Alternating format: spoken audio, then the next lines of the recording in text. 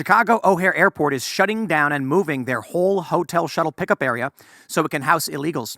They're also restricting media access and threaten that media cannot enter the facility. O'Hare has been using the shuttle area to house illegals for months, and now there are too many. Why are they trying to hide this? There's a sign at Chicago's O'Hare that reads, Hotel and Off-Airport Shuttles starting February 1st. All hotel and off-airport parking shuttles pick up in the lower level arrival lanes of Terminal 2. The pickup sites is a short walk from baggage. You then have this ORD bus shuttle center media policy, of course saying, contact media relations.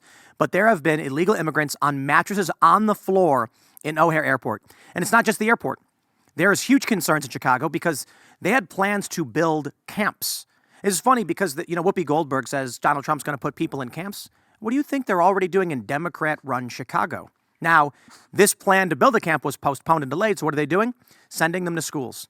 Yeah, look, if you want to make an argument about how we handle legal immigration, I am all for legal immigration, but it has to be done legally, and there has to be a process by which we determine how many people can actually come into this country. Maybe, as Laura says, the answer is, for now, it's not any, and maybe the answer is it's very few, or maybe actually, if it's done legally, there is an appropriate number. For the time being, what we're seeing is the economy in these cities is at serious risk.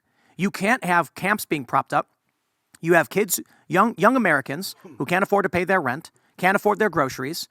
But then we're finding out that some of these migrants are getting, I think it's in Chicago, $7,000 a month in public benefits.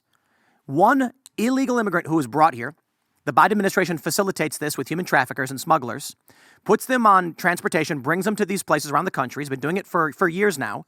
And then the taxpayer funds to the tune of $84,000 a year per person. And young people aren't even making that much money. What would a moratorium look like, immigration moratorium? Because we've got people that live here that are getting their green card. They've been in the process for 3 years. They're waiting. And in 9 months, they're going to finally get their citizenship. I'm not in office, so I guess that it would have to be whoever, let's just say President Trump gets back into office, perhaps there would be some type of system in place to, keep the people who had already legally begun their process, who are in the process, and then it just begins. So it's not necessarily retroactive. Of course, if you're here illegally, we would have mass deportations, but I think going forward, there definitely needs to be a halt, right? A halt on visas. And it's a national security threat as well, not just an issue of replacement. We saw this recently with all of these anti-Israel and pro-Hamas protests in America. These people are openly supporting terrorist organizations, and they're shouting death to America, death to Jews, death to Christians. And then you have illegal aliens. These are not just Mexicans and Guatemalans, right? These are people coming from the Middle East, coming from Africa, okay? And they're sleeping inside our airports. What happens if you have some lazy, low IQ TSA agent that falls asleep or isn't paying attention or is texting, and one of these jihadists who comes across our border illegally or somehow gets shipped to the airport by the Biden administration, makes it into the airport and sets off a bomb in one of the largest airports in our country? That's my absolute biggest fear. That's my biggest fear, honestly. That's my biggest fear, is that one of these days, one of these illegals is going to set off a bomb in, Grand Central Station or one of the airports. That's my biggest fear. Mine is that groups of them are going to actively be planning something. We're at war right now. This country's at war. And whether you want to, Congress didn't declare it, I don't care. We're at war. That's the truth of it. In the Ukraine, in Israel, we're backing that. In Yemen. Bombed Yemen yesterday. Jeez. Okay, so we're at war. You close your borders when you go to war. Yeah. You don't because the enemies will send their people in they look like citizens, and they go to the cities, and 9 of them will be on a Facebook group okay, on this day. They're already here. Okay. You saw the memo. I released this. I broke this story several months ago, and then Daily Caller received the official memo and published it. I'm sure you could pull it up.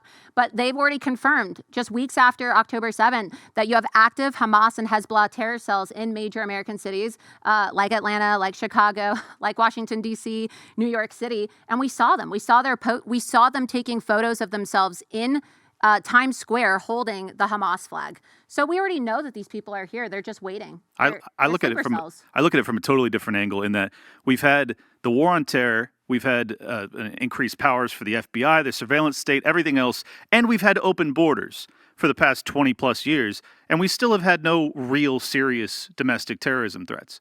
I mean, very, very minimal. So I think that it has always been overstated that the rest of the world is prepared to blow themselves up to cause us harm. If we were to actually treat them with any level of civility and respect, I don't think we would have anything to fear. And those that were coming across our borders, we could actually streamline it, make it legal, and focus on bringing in people that intend to be productive as opposed to those that are looking for handouts. These are very simple answers to the problems that we face, and yet we continue to just pretend as if you're going to have Trump get in there and remedy all this. It's like the powers that be have already demonstrated that they will undermine him every step of the way, unless he's going to come in there. And that he was asked a few days ago, is he interested in retribution? And he said, I don't have enough time for retribution. If you don't have time for retribution, you're not going to fix anything. You have to prosecute Fauci. You have to. It's not an option. He damaged the entire planet with his funding of that. Well, yeah, personally, I also just wanted to add that I'm also more afraid of all the illegals that the CIA brings in. As of course, in 2001, there was even a State Department official whistleblower that came out on the record and said, "Hey, these guys that were the 9/11 hijackers, they were denied visas at first until the CIA intervened and got them into the United States because of their deliberate interference and them stopping government agents from stopping the actual bad guys from coming in." So I think they want the bad guys to come in. I think they want I agree. this kind of terrorism, as the FBI is warning people, saying, hey, you guys should watch out, as we're watching for Trump supporters and people who go to parent-teacher school conferences. I completely agree with you, and I think that they want it because they want to blame Trump supporters, right? Like you just said, they want to make it seem like the biggest threat in this country is the white Christian male or, the white Trump supporter, when in reality, the deep state and all of these federal law enforcement agencies, they benefit every single time there's a terrorist attack, like an actual terrorist attack, right? Because they get to expand the surveillance state. They get to push for gun control. And as we've seen, they have some of these jihadist terrorists on their payroll. Look at the case of Omar Mateen in Orlando, Florida, the Pulse nightclub shooter. We found out after the fact that he was not only being monitored by the FBI, but his father was literally an FBI informant. And then he was given front row seats at Hillary Clinton's rally when she was campaigning for president. Wow. So Luke's 100% spot on. They are training. They are propping up. Well, these and people, it doesn't even paying have them to attack us. It doesn't even have to be a real terrorist attack. They can just make it seem as if there's one, and they can still roll out and increase the surveillance state and the funding for the FBI, which, by the way, if Trump, once again, I'm sorry, I got to circle back to this. If Trump isn't interested in retribution, he is once again going to be undermined. If you're not interested in retribution against the FBI, which attempted to coup you, what more do they have to do? I didn't hear that clip, but I do know that there's multiple, clips from President Trump's rallies where he says, "I am your retribution."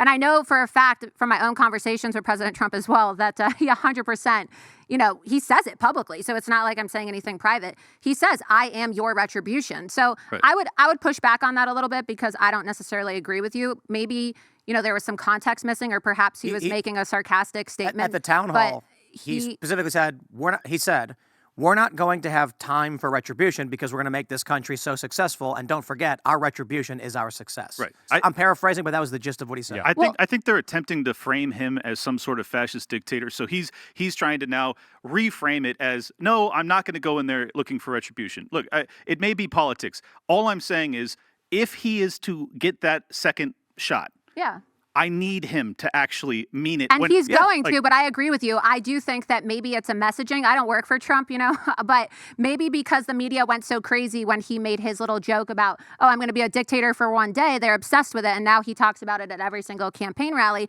Perhaps they are messaging like you just suggested. Exactly. So people don't actually think he's going to go out and be a dictator, although I personally wouldn't mind dictator Trump. Well, I mean, if it means... I would. If it means retribution, right? If it means shutting down the FBI, closing our border, if that's what dictator Trump looks like, then bring it on, right? Yes. But I'm pretty sure Donald Trump isn't just going to get back into office and, say, it's business as usual with these people that decided to completely screw my family and screw me and jail my supporters as political prisoners for the last 3 years. The man's facing 700 plus years in prison potentially. If he's not upset about that to the point that he actually, you don't have to do anything dictatorial. You have to enforce the laws. You're surrounded by criminals. Get an AG that will prosecute these scumbags. He's going to. Okay. I think it's That's just all the media is just so, they weaponize it. And then you even have conservatives like Nikki Haley who say, oh, well, Trump's going to be a dictator, right? While she's actually, using the police to kick journalists like myself out of her event. So Donald Trump has the GOP establishment against him. He has the Democrats against him. He has the media against him. And, it'd be great if it's not that his campaign doesn't do good messaging, but look, President Trump has to spend hours every single day sitting in a courtroom. Okay. He has to spend hours traveling, right? He had a town hall in Iowa the other night. And then imagine how exhausted he must be flying from Iowa in a snowstorm to New York City, sitting in a courtroom with that corrupt judge, Arthur Engoron and Letitia James all day, and then flying back to wherever he flew next. And then he's coming to Iowa again. It's just, yeah, I think he's doing the best he can. No, he's going nonstop. And just really quick, the whistleblower I mentioned was Michael Springman at the Jeddah consulate. Look into his story because it really does reveal a lot of the government agents working within the federal bureaucracy that want bad people to come in and do really horrible things to the American people. So they did it before. They were never held accountable for it. They're going to probably do it again. Thanks for watching this clip from the Timcast IRL podcast. Hang out with us live Monday through Friday at 8 p.m. and become a member over at timcast.com for uncensored, members-only shows exclusive. Thanks for hanging out, and we'll see you all next time.